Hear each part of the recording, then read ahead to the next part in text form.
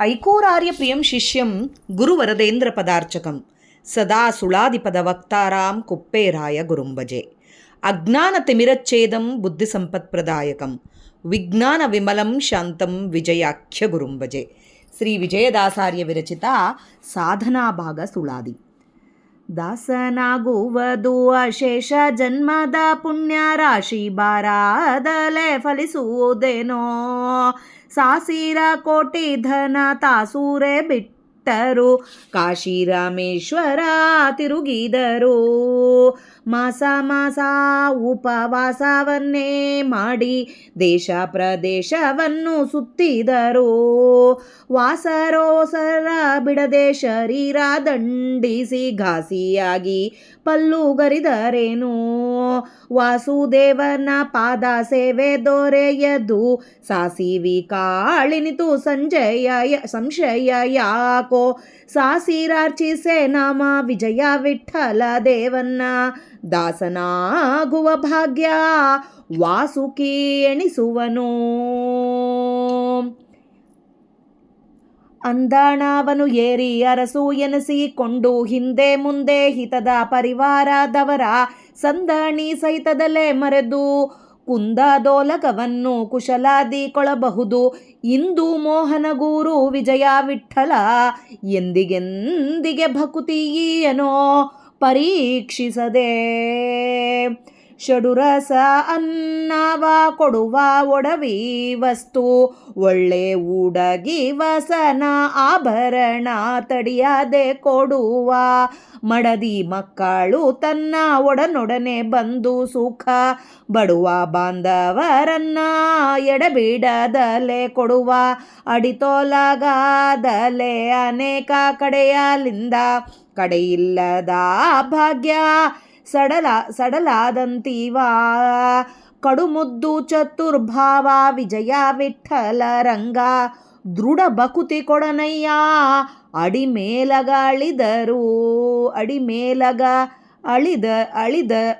ಅಳಲಿದರು. ದಾಸನಾಗುವೆನೆಂದು ಆಶಯ ಮಾಡಲು ಕ್ಲೇಶವ ಬಡಿಸುವ, ಭಾಸವ ಮಾಡಿಸುವ, ನಾಶನ ಮಾಡಿಸುವ, ಸಕಲ ಐಶ್ವರ್ಯವ ಗ್ರಾಸವಾಸಕ್ಕೆ ತರಲಿಸನು ಪರರಿಂದ.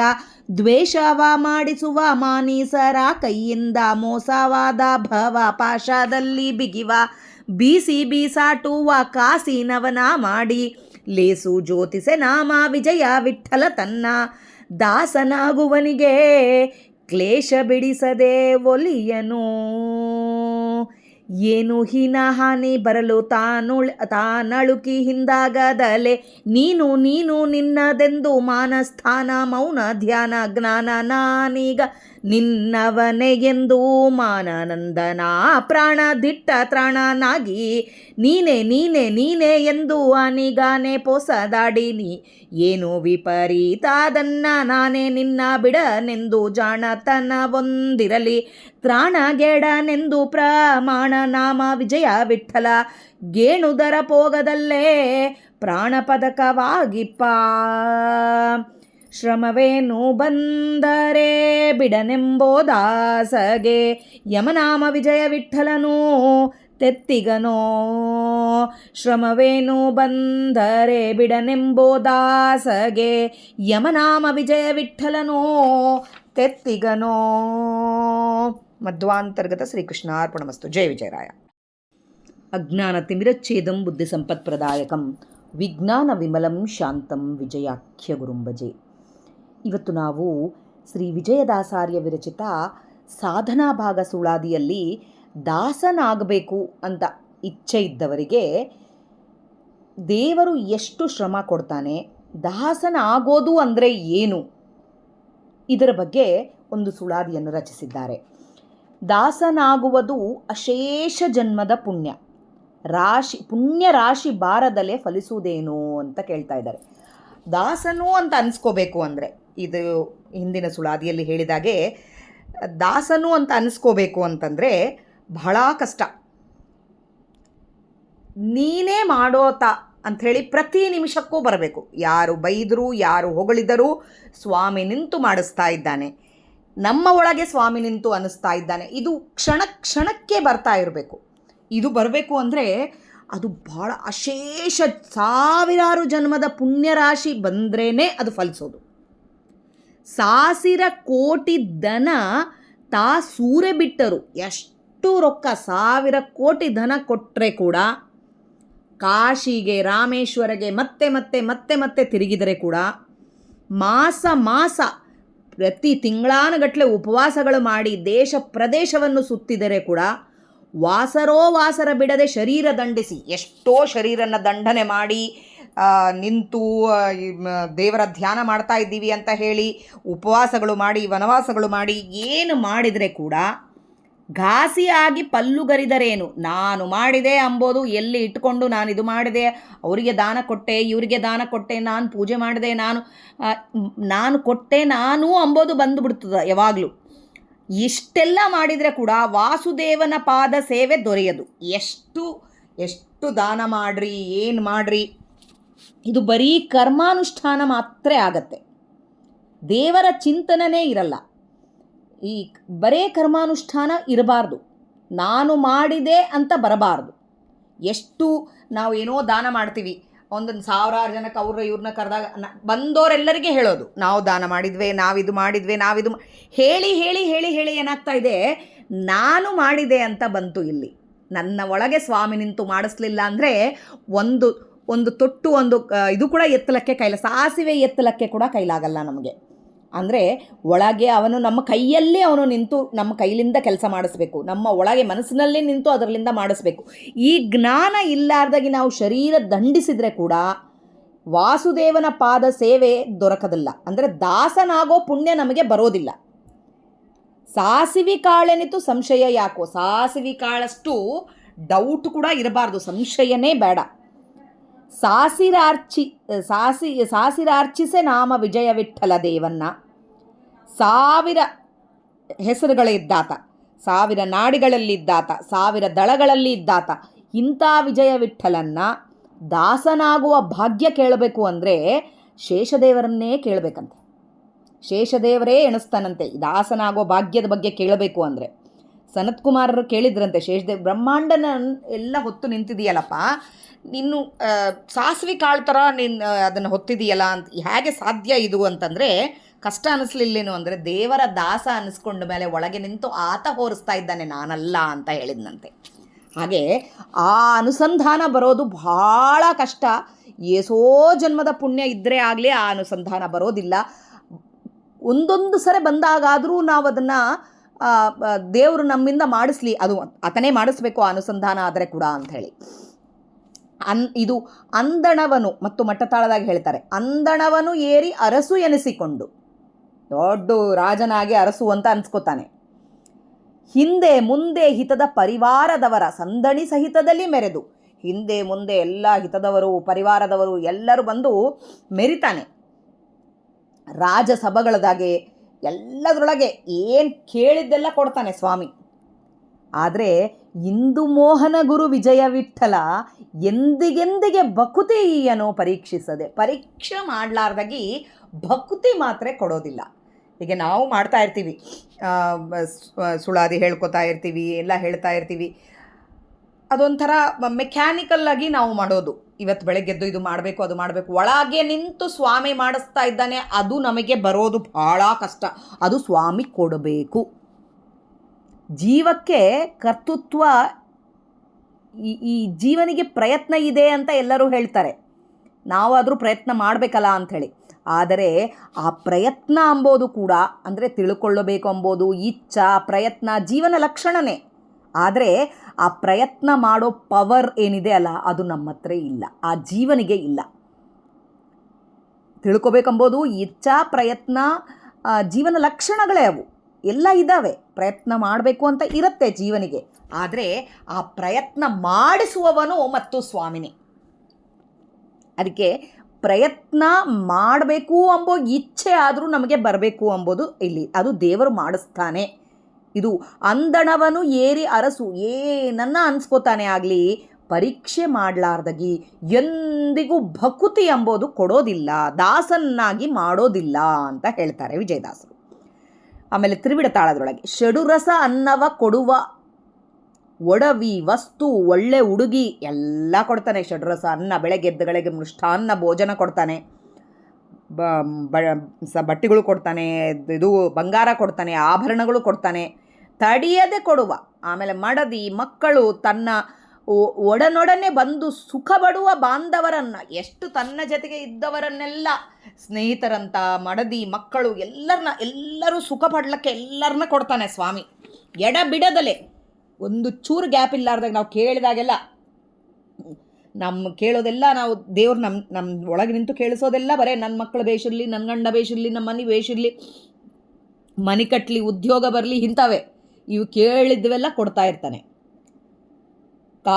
ಅಡಿ ತೊಳಗದಲೆ ಅನೇಕ ಕಡೆಯಲ್ಲಿಂದ ಕಡೆಯಿಲ್ಲದ ಭಾಗ್ಯ ಸಡಲಾದಂತೀವ.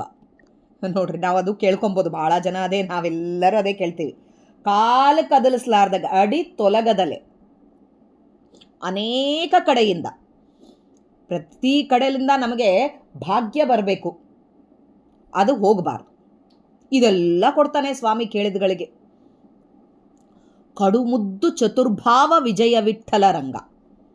ಈ ಚತುರ್ಭಾವ ಏನಿದ್ದದಲ್ಲ ಅದು ಕೊಡೋದು ಬಹಳ. ದೃಢ ಬಕೂತಿ ಕೊಡನಯ್ಯ ಅಡಿಮೇಲಗಳಿದರು, ಏನನ್ನ ಬಡ್ಕೊಂಡ್ರು ದೃಢ ಭಕ್ತಿ ಕೊಡಲ್ಲ, ಶರಣಾಗತನಾಗೋದು. ಚತುರ್ಭಾವ ಅಂದಾಗೆ ಜ್ಞಾನ, ಭಕ್ತಿ, ವೈರಾಗ್ಯ, ಶರಣಾಗತ. ಅದು ಶರಣಾಗತ ಆದರೆ ಜ್ಞಾನ, ಭಕ್ತಿ, ವೈರಾಗ್ಯ ಬರೋದು. ಮಾಡಿದ ತಕ್ಷಣ ಇವತ್ತು ಏನು ಮಾಡಿದ್ರಿ? ಪೂಜೆ ಮಾಡಿದೆ, ಊಟ ಮಾಡಿದೆ, ಸ್ವಾಮಿ ಮಾಡಿಸಿದ, ಇದು ಬರೋದಿಲ್ಲ. ಎಲ್ಲರಿಗೆ ಹೇಳೋದು ಬೇಡ, ನಮ್ಮ ಮನಸ್ಸಿಗೆ ಬರಬೇಕಲ್ಲ, ಅದು ಕೊಡೋದಿಲ್ಲ ಅಂತೆ. ಕೇಳಿದ್ದೆಲ್ಲ ಕೊಡ್ತಾನೆ, ಇದು ಕೊಡೋದಿಲ್ಲ. ಆಮೇಲೆ ಅಟ್ಟತಾಳದ್ರೊಳಗೆ ಹೇಳಿದ್ದಾರೆ, ದಾಸನಾಗುವೆನೆಂದು ಆಶಯ ಮಾಡಲು. ಒಂದು ವೇಳೆ ದಾಸನಾಗಬೇಕು ಎಂಬ ಆಶೆನೇ ಬಂತನ್ಕೋ, ಅವಾಗೆ ಕಷ್ಟಗಳು ಕೊಡ್ತಾನೆ. ಕ್ಲೇಶವ ಬಡಿಸುವ ಕಷ್ಟಗಳು ಕೊಡ್ತಾನೆ. ಅಭಾಸವ ಮಾಡಿಸುವ, ಅಭಾಸ ಔಮರ್ಯಾದೆ ಮಾಡ್ತಾನೆ. ಸಕಲ ಐಶ್ವರ್ಯಗಳೆಲ್ಲ ನಾಶನ ಮಾಡಿಬಿಡ್ತಾನೆ. ಗ್ರಾಸವಾಸಕ್ಕೆ ತರಲೀಸನು ಪರರಿಂದ, ತಿಂಡಿ ತಿನ್ಲಕ್ಕೆ ಕೂಡ ಏನಿಲ್ಲಾರ್ದಾಗ ಭಿಕ್ಷೆ ಬೇಡೋ ಪರಿಸ್ಥಿತಿ ತರ್ತಾನೆ. ದ್ವೇಷ ಮಾಡಿಸ್ತಾನೆ. ಇಷ್ಟೂ ದಿನ ನಮ್ಮನ್ನೆಲ್ಲ ಪ್ರೈಸ್ ಮಾಡಿದವರು, ನೀವು ಭಾಳ ಚೆನ್ನಾಗಿ ಹೇಳ್ತೀರಿ, ನೀವು ಭಾಳ ಚೆನ್ನಾಗಿ ಮಾತಾಡ್ತೀರಿ ಅಂತ ಹೇಳಿದವರು, ಕೆಲಸ ಮಾಡ್ತೀರಿ ಅಂತ ಹೇಳಿದವರು ಎಲ್ಲರ ಸರಿಗೆ ದ್ವೇಷ ಮಾಡಿಸ್ತಾನೆ. ಮಾನಿಸರ ಕೈಯಿಂದ ಮೋಸವಾದ ಭವಪಾಶದಲ್ಲಿ ಬಿಗಿವ. ಮೋಸವಾದ ಈ ಭವಪಾಶ, ಈ ಭವಬಂಧನ, ಸಂಸಾರ, ಇದರೊಳಗೆ ಕಷ್ಟಗಳು, ಊಟಕ್ಕಿಲ್ಲಾರ್ದಾಗ ಮಾಡೋದು ಎಲ್ಲ ಮಾಡ್ತಾನೆ. ಬೀಸಾಟುವ ಕಾಸಿನವನ ಮಾಡಿ, ಬಿಡಿ ಕಾಸಿದವನನ್ನು ಮಾಡಿಬಿಡ್ತಾನೆ. ಲೇಸು ಜ್ಯೋತಿಸ ನಾಮ ವಿಜಯ ವಿಠ್ಠಲ ತನ್ನ ದಾಸನಾಗುವನಿಗೆ ಕ್ಲೇಶ ಬಡಿಸದೇ ಒಲಿವನು.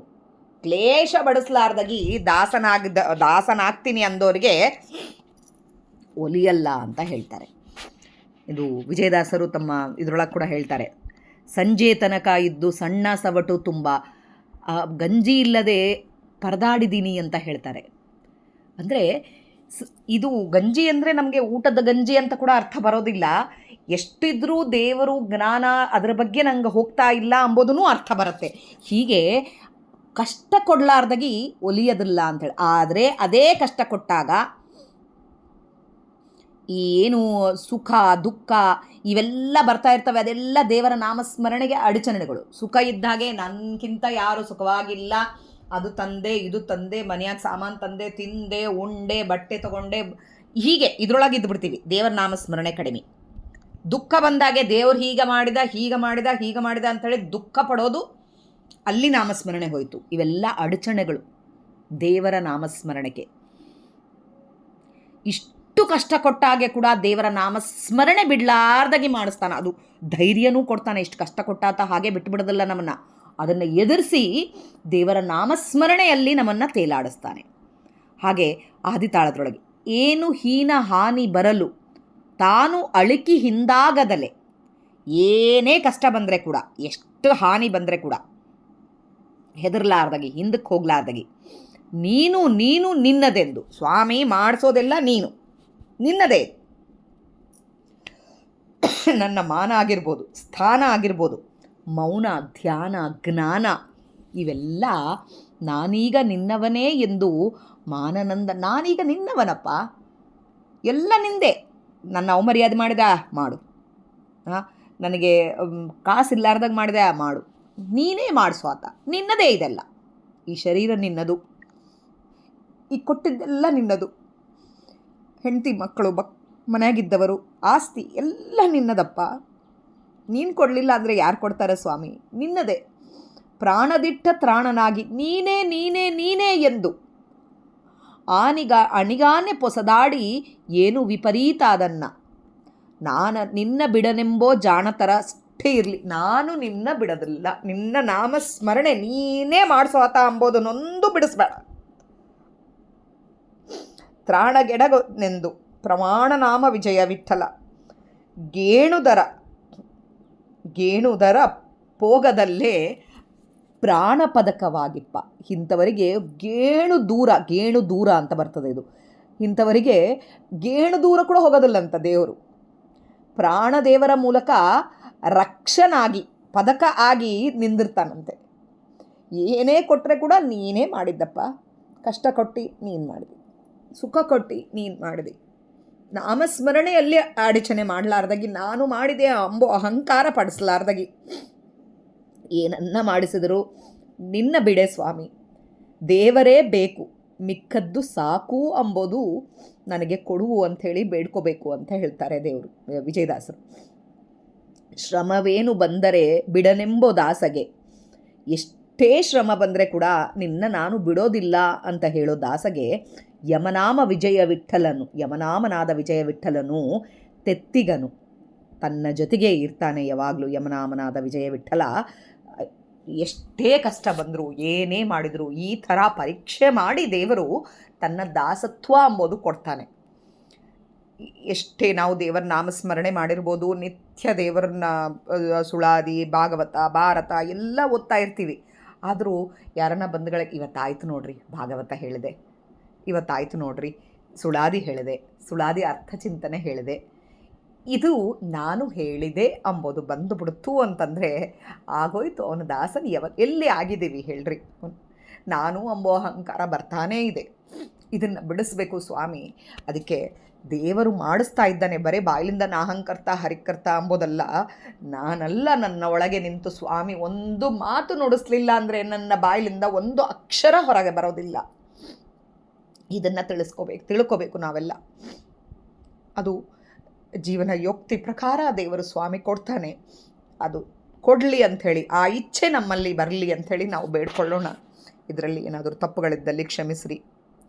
ನಾಹಂಕರ್ತ ಹರಿಕರ್ತ ಸ್ವಾಮಿ ಒಳಗೆ ನಿಂತು ಏನು ನುಡಿಸಿದಾನೋ ನನ್ನ ಜೀವನ ಯೋಕ್ತಿಗೆ ಅಷ್ಟೇ ಹೇಳಕ್ಕೆ ಪ್ರಯತ್ನ ಮಾಡಿರೋದು. ಜೈ ವಿಜಯರಾಯ.